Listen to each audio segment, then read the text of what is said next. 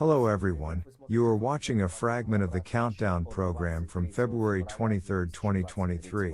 Today is Thursday. See the full version on Patreon. And thanks to everyone who is becoming our patrons right now. Russia is in the last stage of cancer. This week in the Kremlin, a terminally ill cave was prescribed drugs. The empire is like a cancer patient, dying hard and painfully. And the nonsense that it carries is the consequences of the processes of dying of every cell of the state organism. Without narcotic injections, she can no longer. The fascist buzz, into which Putin plunges the cave, covers deep hunters with his head. True, it does not last long, and sobering up brings even greater depression with fear for tomorrow, turning into nuclear horror. Putin's speech on February 21st, even among party bosses, caused a mixed reaction.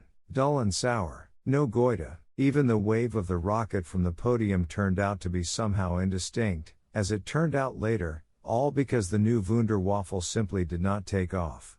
Putin so hoped for the advertised new development, of course, analogous, but she, the beast, refused to fly. I had to urgently rewrite the nuclear threatening part of the message and put in it a threat to suspend participation in the START 3 treaty.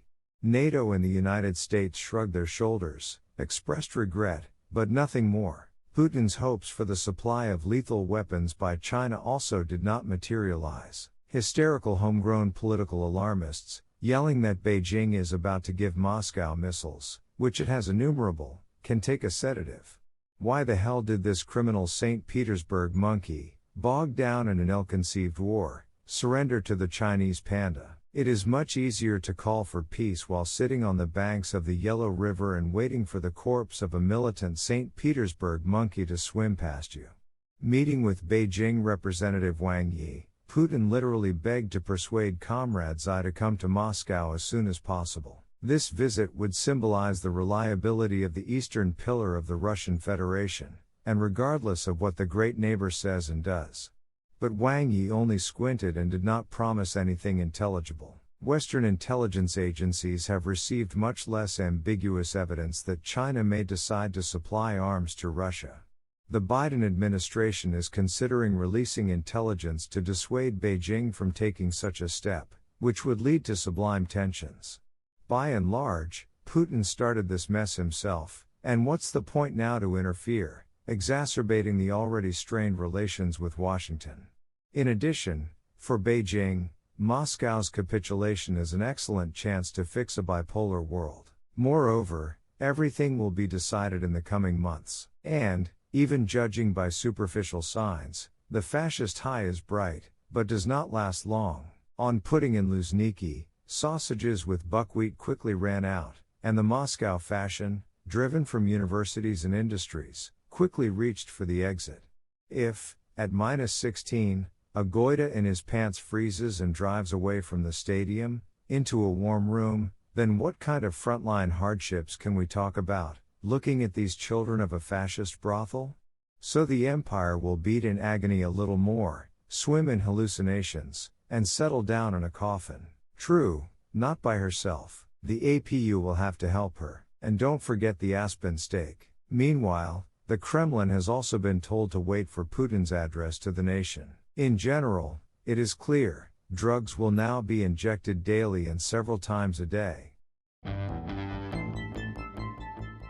Become our patrons now and look further in this program. General Gurulev, on the air at the propagandist Solovyov, called for killing Zelensky and turning Kyiv into ruins. In his congratulations on the day of February 23, Putin promised to strengthen the nuclear triad, and those around him are sure that the decree on suspension of participation in the START 3 treaty will be signed by Putin in a few days.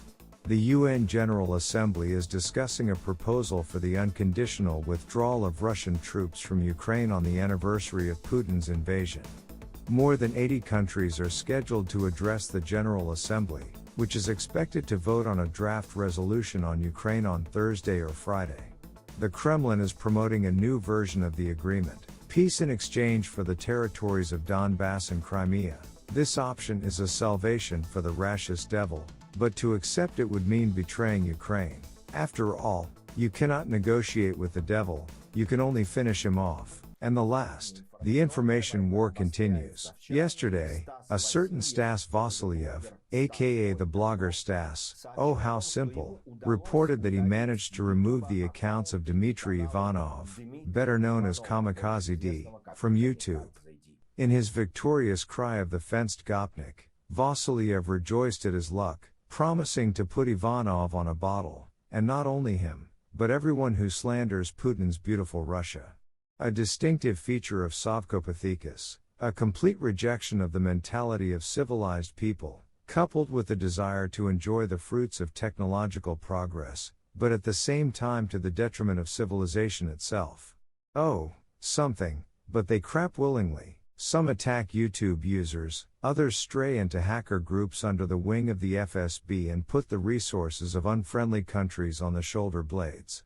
The conclusion is simple. The faster the cave is caulked in every sense, the less the world will face acts of internet terror. True, no one understands how to achieve this. The answer exists, but it is from the category of radical solutions. Cut the cable and plunge the cave into darkness. Because it's not just about some internet savage Stas, who uses the system and looks for bugs in it. The point is the existence of the rash system, which is hostile to human civilization itself. And that's all for today. See the full version on Patreon. And thanks to everyone who is becoming our patrons right now. I hugged everyone. See you tomorrow on Friday Live. Glory to Ukraine.